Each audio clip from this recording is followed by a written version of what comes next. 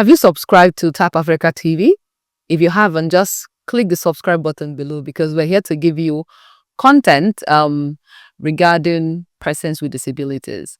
Welcome to another episode of MICdisABILITY podcast, where we amplify the voices of persons with disabilities, their wins, their challenges, their opportunities. Just a holistic conversation around persons with disabilities in Nigeria and beyond. So, like I always say, I'm not here alone. I'm here with my friends.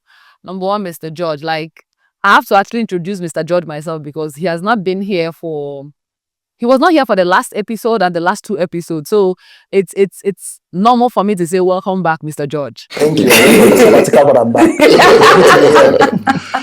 Okay, and Mr. Kilanko, welcome to the show. Good afternoon. Glad to be here again. Okay. So the conversation today is just basically around decent job creation for everybody in Nigeria, particularly persons with disabilities. And we have no other guests that can tackle this conversation as it should be than the person we have right here in the studio. So he's Mr. Eberechi Marcus. He's the convener of Decent Job Creation. I know that he's an executive director, but all of that compliments, he's going to say that to us eventually. So, Mr. Eberechi, welcome. Please introduce yourself. Okay, thank you.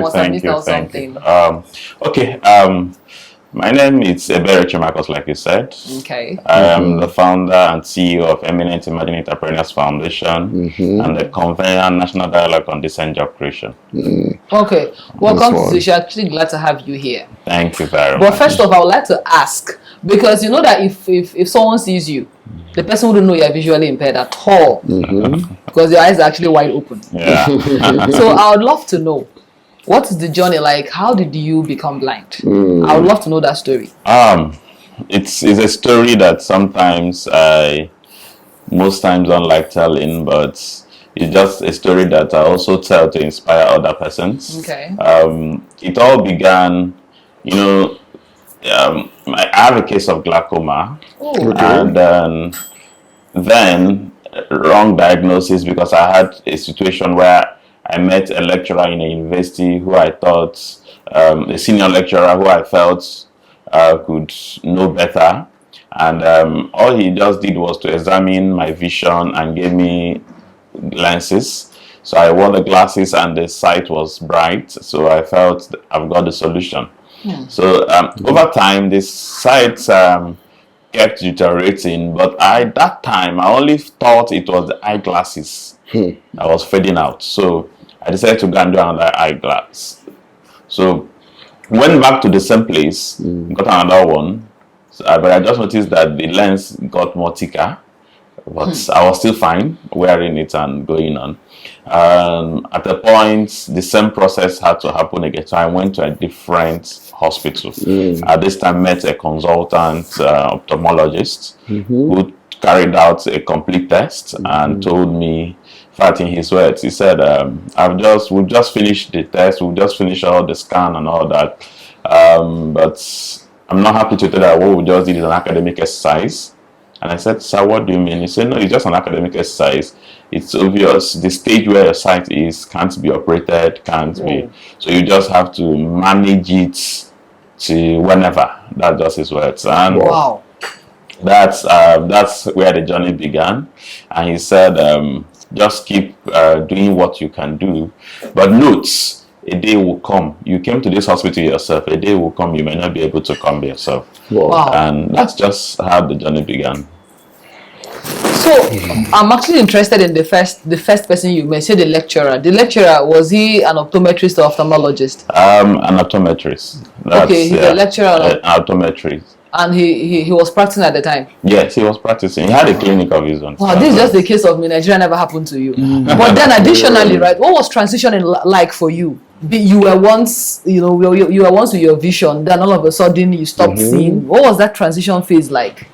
It's an experience that sometimes I may not be able to really explain, because it's something, it's just like when you have an accident that you never anticipated will ever happen. It's an experience that every day of my life came closer to the reality that the things I could do before I could no longer do again. But I also understood the power of my mindset.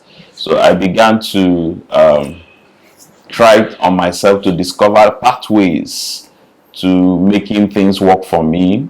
So I just had to understand that the reality is that I need to begin to transition from being able to do it yourself and being assisted, being able to do it your own way and being aided by either man or technology and all that. So it's been a process. The transitioning process, I don't think it ends, because every day there are new things on board, there are new situations, but you just have to find a way around it and keep moving on. So, but when this thing happened, were you a university student? I had finished my university studies, gone for my youth service, got married, had my children, and before it happened, the sight went away. Wow. Okay. So I was going to ask, because honestly, I thought that this National Dialogue on Decent Job Creation probably was birthed as a result of you becoming a blind person while in school. Then you came out and you're able to find a job because of the visual impairment. That was actually what I thought. No. What actually I was in the city of Abuja, working, but it came to a stage where I found it difficult to actually deliver my assignments in my workplace. And it came to a point where it became a reality that, like was being said, you're intelligent, you're good, but your delivery is slow. There's challenges in your deliveries and we can no longer keep you. And I began to ask myself, what other opportunities? But in the process, I understood that most persons with disability are unemployed because sometimes they don't understand the potentials they have, or they also don't understand how to leverage available resources or institutions to create their own job.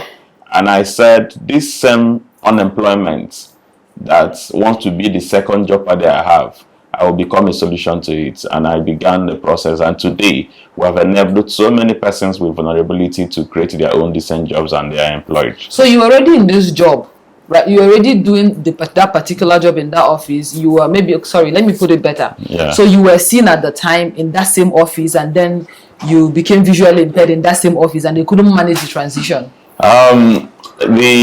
At that stage, one of the things that happened,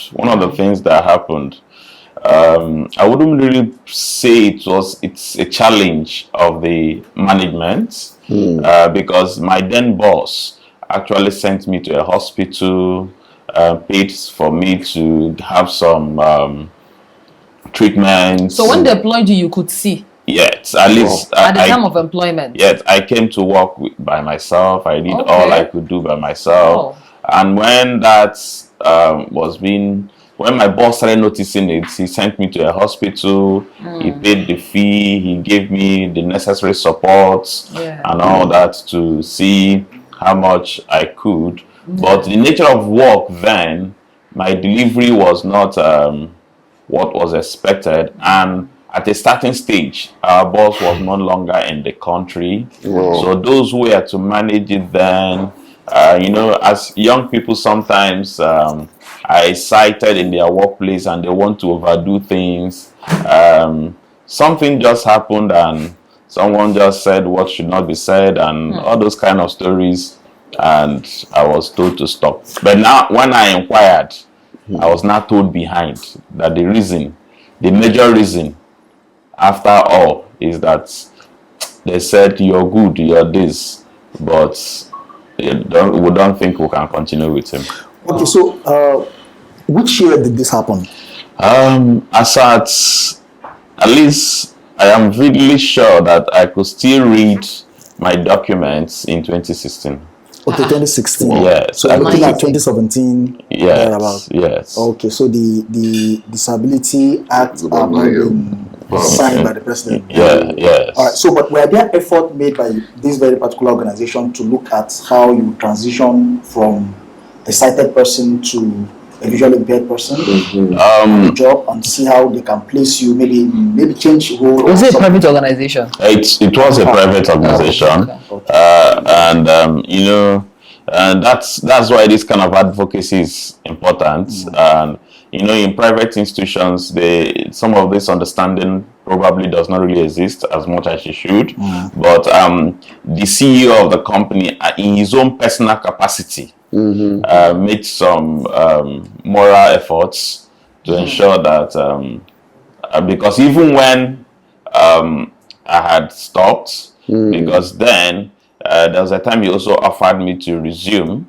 but I also discovered it was a major risk, because sometimes we'll close from 6:30, 7 in the evening, going home alone, all that. So at that stage, I also needed someone to either follow me to work and all that. So it was not really adding up. But as a company, they didn't really go beyond that. But I also think is that institutional understanding is not there. Moral efforts are not enough when it comes to disability issues. That's the fact. The That's the human fact. rights and the rights of person with disability. We're actually trying to paint you with moral efforts. Yeah. Sympathy. Yeah, so the Disability Act Yeah. now, and with all the now we have the Access to Work scheme, Yes. which also supports private sector employers to employ persons with disabilities at no cost to themselves as per disability, and all of that. So these instruments and then these tools, I think, will go a long way to help,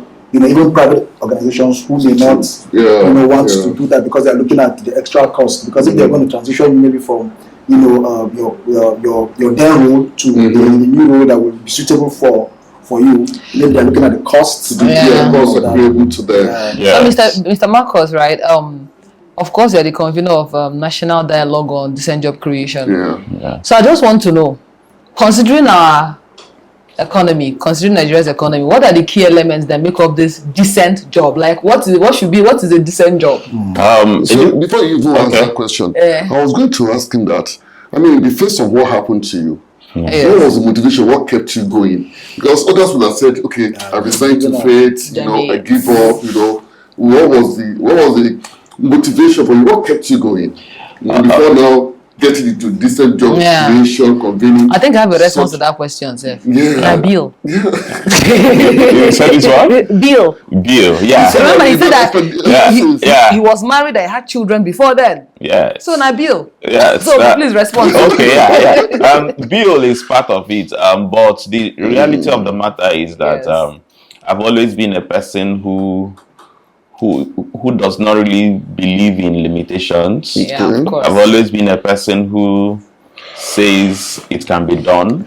I've always been that person who believe that your impacts should be seen, not your limitations. So that's just one thing that kept driving me. I was also blessed in my marriage because I had a wife who was a pillar of support and ensured that once I said, let's go, let's make this happen, she's willing to do. That's one of the things that enabled me succeed. So yes, to my question, actually, decent job. In the Nigerian economy, the context. What will I say and call it a decent job? Decent job, even in Nigeria and anywhere. It's just the major underlining thing about a job that is decent is that job that dignifies the human person, that ensures the human dignity is maintained and gives you opportunity for personal improvement, opportunities for improvement in your livelihood, that gives you the liberty to not be a slave, not to be underpaid, not to be a person who is discriminated. Once it gives you dignity and gives you opportunity for better things or better opportunities, then that's the decent job. So at this point, you have said a lot and we need to unpack it. Because we're in Nigeria, we have to understand the English. So number one, you're not underpaid. It's not demeaning. I heard underpaid. I like money. I used to talk about money. So what is the range? Because what is the figure? What is the figure? That's one. So what are those things that might happen within a workplace for a person with disability that you might consider dehumanizing or condescending? We just have to call the names of these things. Let's be sure, just so we don't speak a lot of grammar. Okay. Let me start from the last. The things that could happen in the workplace. Like one of the things we do at the last National Dialogue on Decent Job Creation, which we had in partnership with the National Human Rights Commission. One of the things we brought to the fore is to ensure that institutions, even in the MSME space, they begin to institutionalize safeguard policies. Now, what safeguard policies? Safeguard policies are those policies that ensures that there are no sexual discriminations in the workplace. There are no abuse, violence. There are no issues of harassment, both sexual harassment. There are no issues of bullying in the workplace. There are no issues of intimidation in the workplace. So, so when you say a job is a decent job, it simply means in the workspace, wherever you find yourself, either as a private person or as an employee or employer, there is this opportunity that guarantees you that you're not facing discrimination due to your gender, you're not facing discrimination due to your disability or ability as it may be. You're not, people are not discriminating you based on tribe or religion, or people are not demeaning you based on income or financial capacity and all that. And one thing you should understand is that poverty is the next name for disability. So when people kind of make poverty an instrument of what I call an instrument of molestation and all that, it's no longer a decent job. So that's and then secondly, when you say amount or scale, or considering the economy, considering the economy, for a person with disability. Now, for persons with disability, considering that disability is also very expensive. Very expensive. Yes, so how much is decent? Now the question is this: what is decent for A in that context may not be what is decent for B. Now, take for instance, I am a CEO. I have a lot of responsibilities and I have to deliver some assignments. I have some things to do and also have a team to carry along. Now, the cost of my responsibility is not the same as the cost of the responsibility of a person who is probably an employee, who has less responsibilities and all that. Now, the underlying word in when it has to do with economic aspect of decent job, it's that amount that can enable you have a decent life. That amount that can enable you have at least a self-dignity, dignity of your own, such that you have basic access to the social amenities, basic access to the basic needs you have, not necessarily wants. Because needs, there are things that are basic needs. So if you have you're working and your source of income at that time, or at what level you find yourself at time, you have economic strength that helps you meet your needs that at that point. But you should also understand that for your economic strength to improve or income to improve, you also need to improve in your capacity. So capacity plus circumstance plus situation plus so many other factors will equal to what amount. But the important thing is that whatever amount it is, can it give you the basic needs of life? So let me ask you this question. Okay. So can someone who is underemployed be said to have a decent job?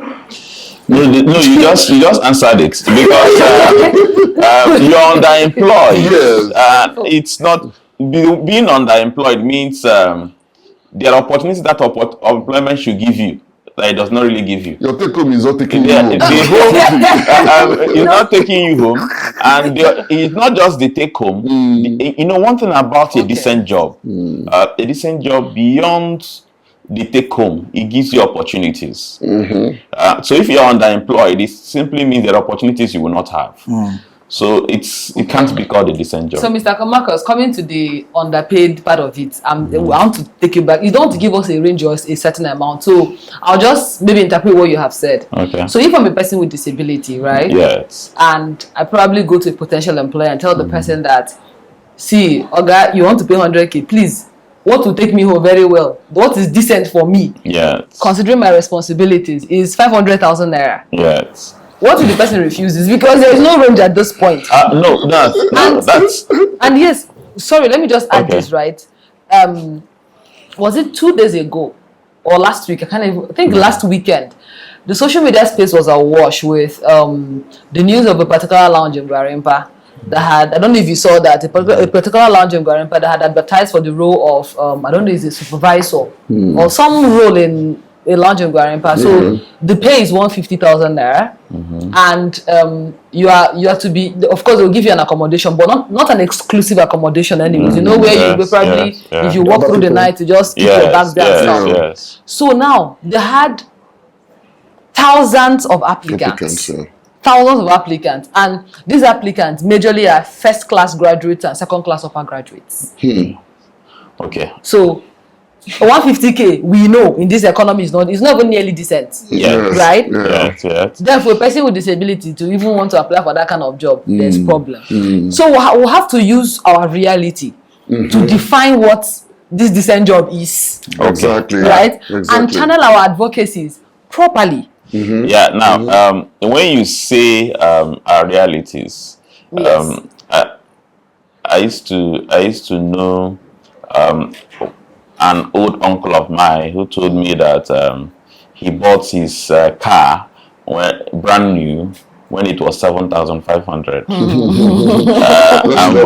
But then that same car today, that same brand, the modern ones, which is brand new, is within the range of above 30 million naira. Now, the point here is this: when he bought his 7,500 was not easy to get. It was as difficult as it was to get 30 million today. Now, if going to your first question, people must understand that disability, if you are a person living with disability, it does not give you a license or a right per se. Because if you go to a company and your impact is not going to be equal to, or is not going to, like the company, for instance, what they can pay their staff is within the range of 100 and 150,000. And you go to that same company and you say because you're a person with disability, they're supposed to pay you 500,000. Then the company won't survive. So we must also put such things in perspective. That might not be reasonable. That's Sir, but what, Mr. Sorry, so I'm going to cut it because yes. What if the company does not provide me what I need to perform maximally? So if I'm a visually impaired person, I need your document in Braille. I need all of the assistive tools. What if they don't provide it? Because if they don't, I would not be able to perform very well, maximally as expected, right? So what if they don't provide that? It's going to be more. It's going to be expensive for them. That's why, like Mr. George just mentioned, there are opportunities. The advocacy should be tailored to empowering these organizations to be able to take in these persons. And looking by the economic realities, if you run a business and employing a graduate, it's 150,000. He gives you what you want. It does not make economic sense to employ a person with disability and want to pay far above 150,000. So, but if there are interventions that can encourage such ideas and such opportunities, that's what the government should be doing, and the relevant stakeholders, and ensuring that it happens. So for example, National access to, right? Screen reader for visually impaired persons is very expensive. All right. So imagine an organization, going to procure a screen reader for a person with visual impairment that he wants to work with. And so this national access to work scheme, that is where it comes in handy to encourage this private sector employers. So these issues that Lynn is raising, which are very important and critical for persons with getting access to jobs. So this takes care of this extra cost, so that you don't have to pay any extra cost as an organization, as a business. You just focus on paying, the salaries and the normal allowances for this person as your employee. I think. I think what you just explained now is the essence of our last. We just began a campaign that we call decent job creation as a social right. Okay. Now, when you say as a social right, we're talking about those things that institutions should be doing to enable decent job creation. Now, what you've just talked about is very important. It falls into this campaign, and I think all of us will have a duty to begin to propagate this information to ensure that persons with disability also know about it, and employers also know about it. Because sometimes, if a person with disability have full information on what you just talked about, and he approaches an employer who says, like my own case, I was told you're good. But we can't keep you. We can't keep you. I can quickly tell the employer, There is a provision. there's an opportunity. You can keep me, so let's approach this and do it this way. So advocacy is very key in this issue, and I want to believe that South Africa is doing something great in that direction. So Mr. Marcus, as the founder of Imagine Entrepreneur Foundation and the convener of Decent Job Creation, tell me what you're doing. I mean, what does that really mean to you, and what are you doing? You know, in line with this advocacy, because we're getting to what we need to do now. So let's hear what you're doing. Okay, when you say decent job creation, we just need to begin to devise means. Policy advocacy. So I think you should talk about the Imagine Entrepreneur, because I'm much more interested in that. Okay. Imminent something. It's Eminent Emerging Entrepreneurs Foundation. It's EF. Yes. Triple EF. Yes. It's a foundation that's founded with the view of facilitating the inclusive, decent job creation through entrepreneurship, vocational skills, financial literacy trainings, and policy advocacy. And it's a foundation that has, in the last 10 years, been involved in trying to facilitate decent job creation through entrepreneurship. And we'll have different platforms at which we do this. One of the platforms is what we call the Imagine Entrepreneur Summit. The Imagine Entrepreneur Summit is a platform where we have the gathering of people in the MSME space, captains of industries, to come together to leverage institutional resources and available talents with the aim of improving their businesses and ensuring that they do better. Then we also have the National Dialogue on Decent Job Creation, which is mainly a policy advocacy platform, and as well as we have the Cash for Job Creation Academy, which is a platform where we engage in business strengthening programs for persons who have businesses, particularly in the MSMEs. And we have all these programs. We give priority to persons with disability because I also belong to that community. We give priority to persons with disability, and that's why, like you just said, I said inclusive, decent job creation. So for everything we do, inclusiveness is very key, and that's what we'll continue to do. Then, for the National Dialogue on Decent Job Creation, it's a policy advocacy platform. And what are we advocating? We are looking at saying, can policymakers, both in the private and public sector, begin to make policies that will enhance strategic positioning? Strategic positioning simply means strategically equipping people, positioning people with skills for the future. Because like he just said, like Mr. George just mentioned, a screen reader. A person with disability 10 years ago who has not been introduced to a screen reader would not know how to use it. And it's an opportunity. So are there these opportunities that exist now that will exist in the future, that policies has to be structured, the curriculum, the things has to be done to enable individuals begin to strategically position themselves for jobs of the future now. The other thing we're also advocating is to say, in every workspace, both in the MSME space, can we begin to institutionalize safeguard policies and make such policies and incentives for grants? Because when there's an incentive around it, take for instance, you have a small business employing 3-4 persons, and there's a safeguard policy. So if the government is trying to give grants or institutions are trying to give grants, and it becomes a criteria to ensure that persons who access these grants are ensuring that there are no discrimination in their place, they're ensuring there is kind of gender parity, they're ensuring that there are no sexual violations and all that. It can help us have a decent job. Then another thing we're also advocating is can institutions, particularly the corporate world, begin to institutionalize social responsibility around decent job creation, around entrepreneurship? Because sometimes we just see that sometimes most corporate organizations do their social corporate responsibility around issues of entertainment, issues that just excite people. At the end of the day, they just can we begin to see institutions do things that will actually equip people in every sector, maybe in the sports sector, in every sector. But let that be that deliberate policy. I give you an example.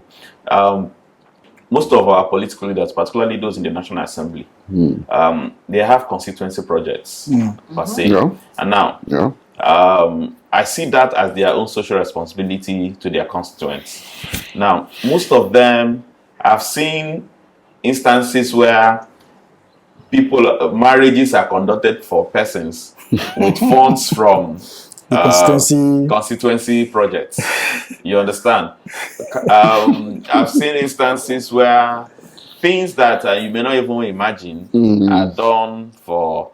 Sometimes they use it to decorate their traditional rulers as part of palace and that. Now, can we imagine a situation where even these constituency projects, can we say it must be invested in agriculture? The agri value chain. Can we say it must be invested in things that would create jobs and enable people become better persons? That's what the advocacy. So sorry, Mr. Marcus, you see, I'm laughing. Constituency project, I think, is an aberration because assembly does not have any business. What is the role of the national the assembly at state and national level? To make laws, to appropriate, to do oversight, and to represent their constituency. Yeah. They're supposed to, through their constituency office, collate all the projects that this constituency needs and send it to the respective ministry. Ministry of Agriculture, this is what we need. Ministry of Health, this is what we need. Yeah. They have no business while representing you to go and be implementing constituency project. Well, it is where we have found ourselves in the country today. Yeah. So I'm looking at it from this perspective. Okay. Right? Yeah. Okay. So we have the National Assembly, we have the House of Rep, and then we have the Senate. And that ensures spread, across Nigeria to ensure that every community is represented, right? Yes. So I want to also look at it from this perspective. Maybe that helps the spread of development, across. So sometimes when they take some decision at the National Executive Council and they do whatever they're doing, it may not get down to my own community, but I have someone who is representing me, from my local government. When these constitutional projects are distributed, something comes close to me.